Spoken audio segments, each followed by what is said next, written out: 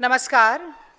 आज एक बहुत ही महत्वपूर्ण मुद्दे पर प्रेस वार्ता को संबोधित करूंगी और आज की प्रेस वार्ता में आए सभी मीडिया के साथियों, सभी पत्रकार बंधुओं का मैं स्वागत करती हूं, इस्तकबाल करती हूं, अभिनंदन करती हूं।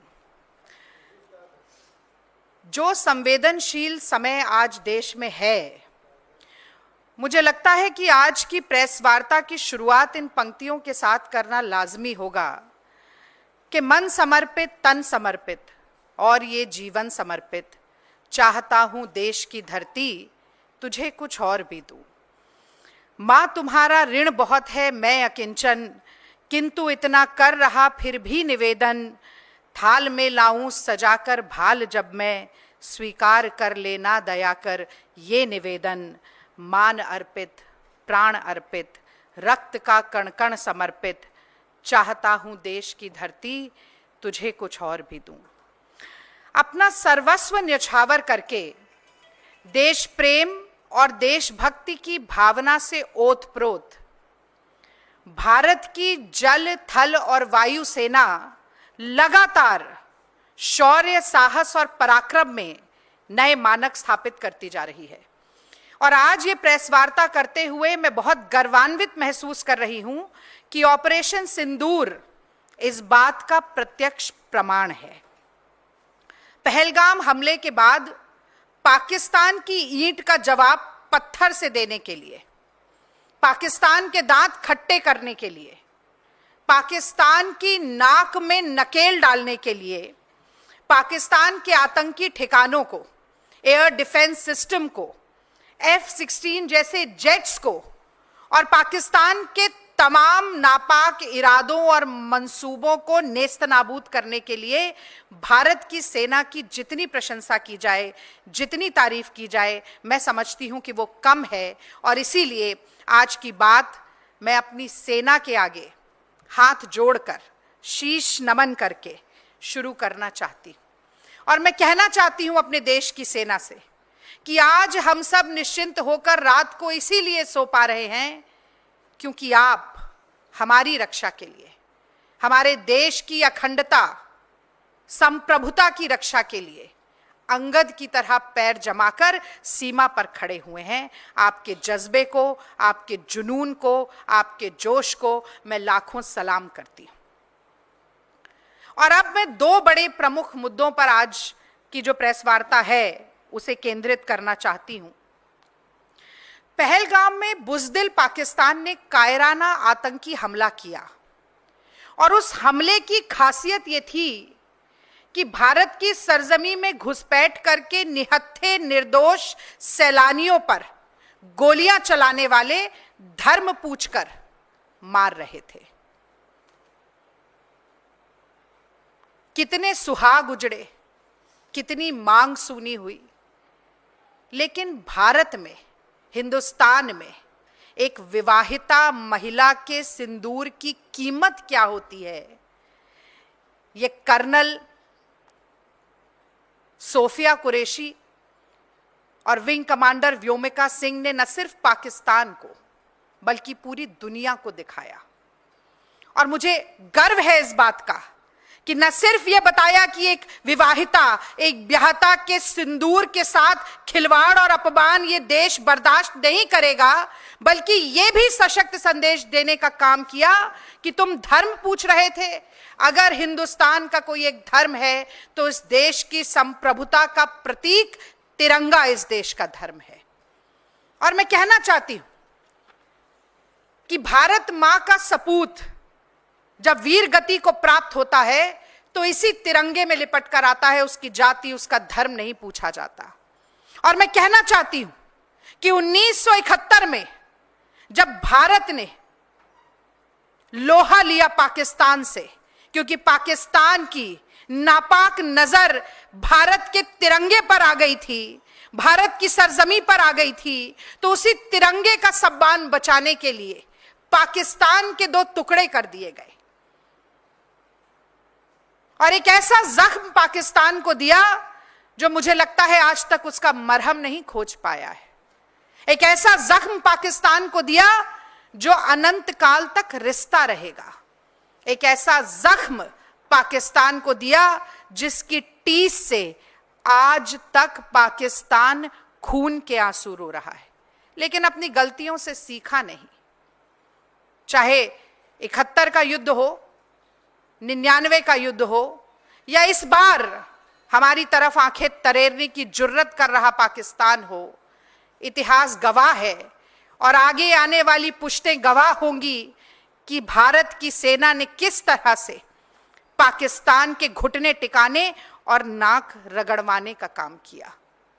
तो जब तिरंगे पर आंच आती है तो हर भारतीय कैसे एक हो जाता है, ये बताना बहुत जरूरी है, क्योंकि 26 जनवरी और 15 अगस्त के दिन इसी तिरंगे को सलामी देते हुए, इसी तिरंगे के नीचे खड़े होकर हर भारत का निवासी जय हिंद का नारा लगाता है। और मैं फिर बहुत गर्व के साथ कहती हूं कि भारतीय राष्ट्रीय कांग्रेस सबसे पुराना राजनीतिक दल, सबसे प्रमुख विपक्षी दल इस देश का है, और इसी तिरंगे को आज हाथ में लेकर हर कांग्रेसी देश के हर प्रदेश में जय हिंद यात्रा निकालेगा। जय हिंद यात्रा क्यों जरूरी है, यह भी मैं आपको बताना चाहती हूं। जैसा कि आप सब लोग जानते ही हैं कि भारतीय राष्ट्रीय कांग्रेस ने यह स्पष्ट किया कि यह समय किसी भी तरह की दलगत राजनीति का समय नहीं है।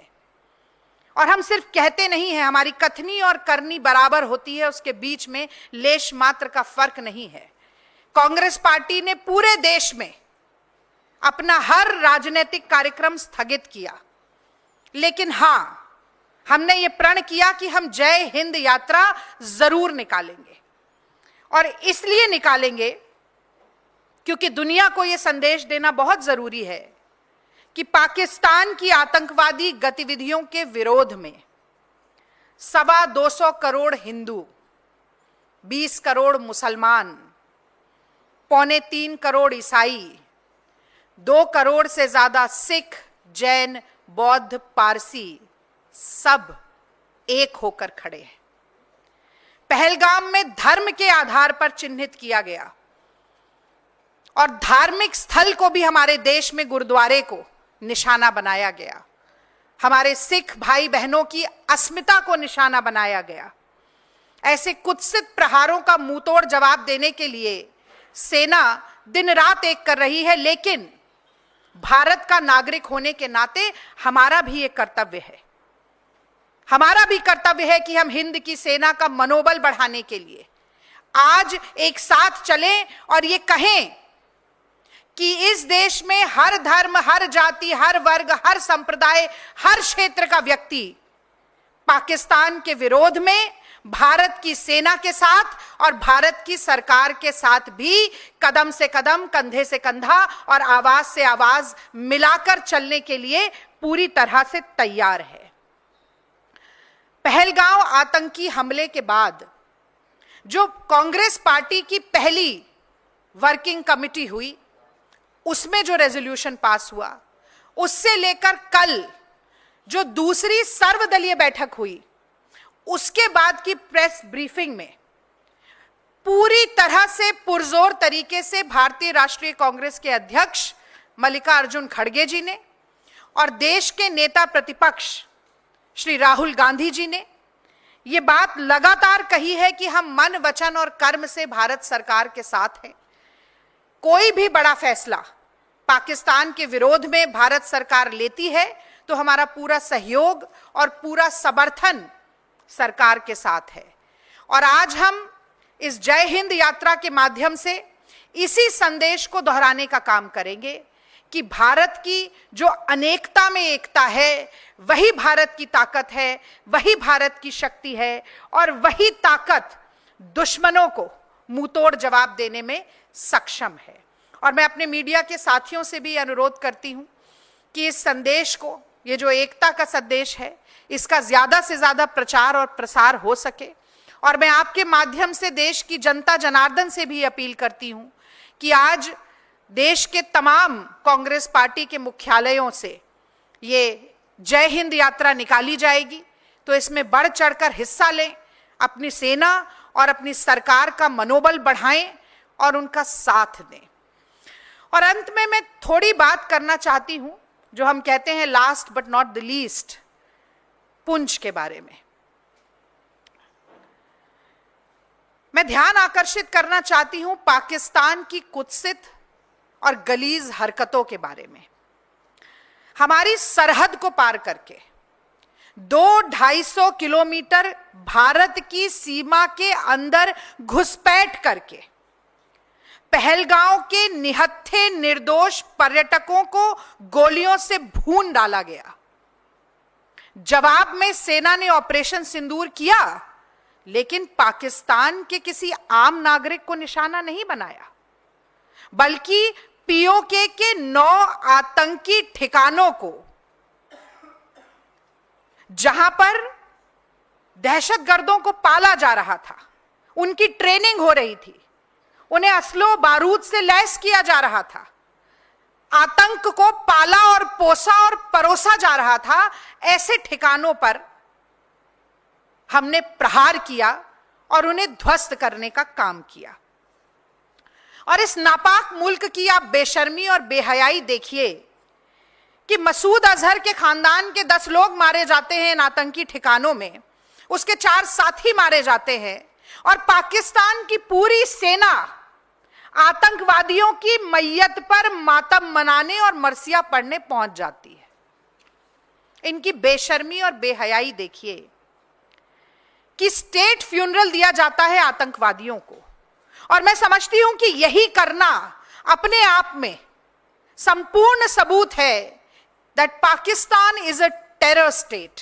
लेकिन इस पर भी पाकिस्तान रुकता नहीं है।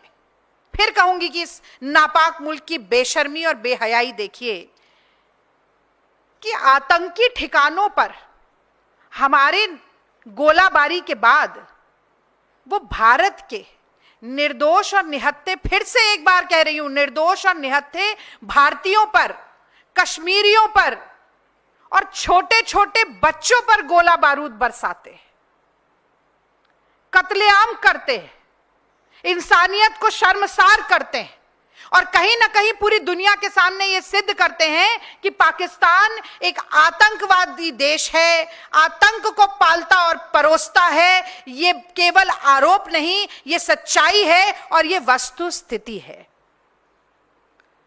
और मैं ये भी कहना चाहती हूं कि बार बार पड़ोसी मुल्क होने के नाते हमने पाकिस्तान के साथ डिप्लोमेटिक रिलेशंस रखे, सामयिक नीति हम बनाते रहे। 1999, मैंने 71 की बात की, मैं 99 की भी बात करती। कारगिल की चोटियों पे खड़े होकर ये दिल मांगे मोर का नारा लगाकर पाकिस्तान की नाक रगड़वाने का काम भारत की सेना ने 99 में भी किया था। उसके बाद भी हमने सामयिक रिश्ते नहीं तोड़े। इतना विश्वास किया पाकिस्तान पर कि आईएसआई को भी भारत में बुला लिया। और पाकिस्तान ने क्या किया? हर बार हमारे विश्वास का घात हुआ, हमारी पीठ पर छुरा घोंपने का काम हुआ। पुंछ में आम कश्मीरियों को मौत के घाट उतारकर, हमारे गुरुद्वारे को निशाना बनाकर, हमारे सैन्य ठिकानों को निशाना बनाकर, और एक बड़ा गंभीर विषय है कि F-16 जेट का भारत के खिलाफ प्रयोग करके, ये वो जेट है जो अमेरिका ने पाकिस्तान को केवल इस शर्त पर दिया था कि आतंकवादी विरोधी गतिविधियों में ही मात्र इसका प्रयोग किया जा सकता है। ऐसे जेट का भारत के खिलाफ प्रयोग करके मैं समझती हूं कि आज दुनिया को यह दिखा दिया है कि आतंक के खिलाफ एक लोकतांत्रिक मानवतावादी देश भारत का क्या रुख है और आतंक का पोषण करने वाले पाकिस्तान का क्या रुख है। और यही कारण है कि कहीं ना कहीं दुनिया के तमाम जो देश हैं वो आज भारत के साथ खड़े होने के लिए धीरे धीरे तैयार हो रहे हैं। और मैं ये मानती हूं कि कुछ न कहने से भी छिन जाता है एजाज सुखन, कुछ न कहने से भी छिन जाता है एजाज सुखन, जुल्म सहने से भी जालिम की मदद होती है। तो वक्त आ गया है कि पाकिस्तान के आतंकी जुल्मों सितम के जितने ठिकाने हैं, जितने ट्रेनिंग कैंप्स हैं, भारत में दहशत और आतंक फैलाने के जो भी मंसूबे हैं, सांप्रदायिकता और धार्मिक तनाव बढ़ाने के जितनी भी कोशिशें हैं, भारत की सरजमी की ओर उठती हुई जितनी भी नापाक नजर है, उसे जड़ से उखाड़ फेंकने का समय आ गया है। मैं मानती हूं कि इस दिशा में बढ़ता हुआ हिंद की सेना और सरकार का हर कदम जो है वो एक बहुत ही जायज और काबिल कदम है और हम उसका समर्थन करते हैं। पर अंत में मैं एक अपील भी भारत सरकार से करना चाहती हूं कि भारत और पाकिस्तान की सीमा के आसपास के जितने गांव और जितने शहर हैं, वहां पर रहने वाले भारतीयों की सुरक्षा को प्राथमिकता देना भी भारत सरकार की ही जिम्मेदारी है। पुंछ में जिन लोगों की जान गई, मैं दिल की गहराइयों से उनके प्रति संवेदना प्रकट करती हूं और मैं कहना चाहती हूं कि उनके परिवारजनों की देखभाल करना भी सरकार की जिम्मेदारी है। मैं कहना चाहती हूं कि जो घायल हैं उनको शीघ्र और अच्छी चिकित्सा मिले, ये भी सरकार की जिम्मेदारी है। पाकिस्तान को उसकी औकात दिखाना तो जरूरी है ही, अपने नागरिकों की जान बचाना भी सरकार की जिम्मेदारी है। आशा है कि इस दिशा में भारत सरकार पुख्ता कदम उठाएगी और आशा है कि निर्दोष भारतीयों के खून के एक एक बूंद, एक एक कतरे का हिसाब भारत की सेना पाकिस्तान से लेगी। और अंत में मैं बस यही कहूंगी कि खून फिर खून है, टपकेगा तो जम जाएगा। जुल्म फिर जुल्म है, बढ़ता है तो मिट जाता है। हम इस जुल्म को मिटा कर रहेंगे। बहुत बहुत धन्यवाद। जय हिंद। अगर आपका कोई सवाल है इस विषय में तो मैं ज़रूर उसका जवाब देना चाहूँगी। राहुल गांधी हो, मल्लिकार्जुन खड़गे हो या आप जैसे जिम्मेदार प्रवक्ता हो, सभी लोग इस मामले में कह रहे हैं हम सरकार के साथ हैं, सेना के शौर्य की तारीफ कर रहे हैं, लेकिन आपकी पार्टी के उदित राज जैसे, राशिद अलवी जैसे नेता हैं जो तमाम उल्टी बयानबाजी कर रहे हैं। वो कह रहे हैं सिंदूर सेकुलर नहीं होता, कोई और नाम रख देते ऑपरेशन का। तो इस तरह के बयानबाजी को रोकने के लिए कुछ करेंगे आप लोग? देखिए, शायद आपकी जानकारी से ये बात आपकी जानकारी में आई ना हो। उदित राज जी ने अपने वक्तव्य को वापस ले लिया है और उन्होंने कहा कि जिस मंशा के साथ ये बात कही गई, शायद उसके इतर उसे बना दिया गया। देखिए, भारत में सिंदूर का एक अपना महत्व है। उसको केवल एक धर्म विशेष के साथ जोड़कर ऐसे संवेदनशील समय में देखना मैं समझती हूं कि ठीक नहीं है। और जब कांग्रेस वर्किंग कमेटी ने अपने रेजोल्यूशन में ये बात लिखी कि हम भारत सरकार के हर फैसले के साथ खड़े हैं, तो मुझे लगता है कि उससे इतर, उससे आजू बाजू किसी भी तरह की बयानबाजी नहीं होनी चाहिए। ये बात कांग्रेस के शीर्ष नेतृत्व ने बार बार दोहराई है। और अगर आपके संज्ञान में हो, एक डायरेक्टिव, एक लेटर, एक चिट्ठी के जरिए एक डायरेक्टिव भी इशू किया गया कि कोई भी व्यक्ति अगर कांग्रेस वर्किंग रेजोल्यूशन के खिलाफ जाकर कोई बात कहता है तो उस पर सख्त से सख्त कार्रवाई की जाएगी। मैं समझती हूं कि न सिर्फ हमने कहकर बल्कि लिखित रूप में भी और करके भी ये दिखाया है कि हमारी मंशा में और कथनी करनी में कोई फर्क नहीं है। और जहां तक ऑपरेशन सिंदूर की बात है, मैंने अपने शुरुआती वक्तव्य में भी ये कहा कि हर विवाहिता महिला के लिए सिंदूर एक अमूल्य चीज है। और जिस तरह से धर्म पूछकर मारा गया पहलगांव में, मुझे लगता है कि महिलाओं की मांग उजाड़ी गई, उनका सुहाग उजाड़ा गया, तो ऑपरेशन सिंदूर उस बात का भी परिचायक है। और मुझे नहीं लगता कि उससे किसी भी तरह का गुरेज हमें इस वक्त करना चाहिए। और जिस तरह से सेना ने कर्नल सोफिया कुरैशी जी को और विंग कमांडर व्योमिका सिंह जी को का चयन किया प्रेस वार्ता के लिए और ये बताने के लिए कि हिंदुस्तान की महिलाओं के लिए सिंदूर बहुत कीमती है और उसका मजाक, उसका अपमान बर्दाश्त नहीं किया जाएगा, मुझे लगता है कि वो काबिले तारीफ है।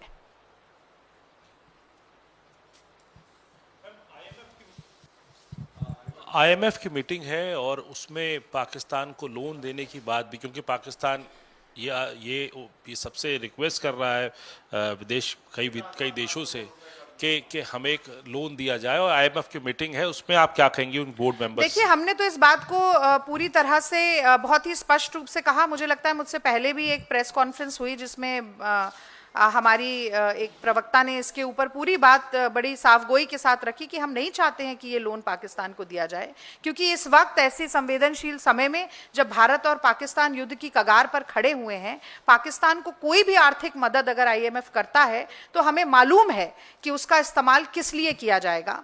और पाकिस्तान हमेशा दहशतगर्दी को बढ़ाने के लिए, आतंक को बढ़ाने के लिए, आतंकी ठिकानों को स्टेट ऑफ आर्ट टेक्नोलॉजी प्रदान करने के लिए ही इस तरीके के लोन का, इस तरीके के पैसे का उपयोग करता रहा है। ये बात किसी से छुपी नहीं है। और जैसा कि मैंने आपसे कहा कि F-16 जहाज का भी, जैसे केवल आतंकवादी गतिविधियों को रोकने के लिए प्रयोग किया जाना चाहिए था, अमेरिका से लेकर, इसके खिलाफ भी मुझे लगता है भारत सरकार ने शिकायत की है, अमेरिका से लेकर भारत के ही खिलाफ उपयोग किया जा रहा है। तो ये मुझे लगता है IMF के संज्ञान में है और भारत सरकार को पुरजोर तरीके से इसका विरोध करना चाहिए, अंतर्राष्ट्रीय समर्थन भी लेना चाहिए, ताकि पाकिस्तान को एक एक पाई का मोहताज बना दिया जाए और किसी भी तरह से कोई भी आर्थिक मदद पाकिस्तान को इस वक्त ना नसीब हो।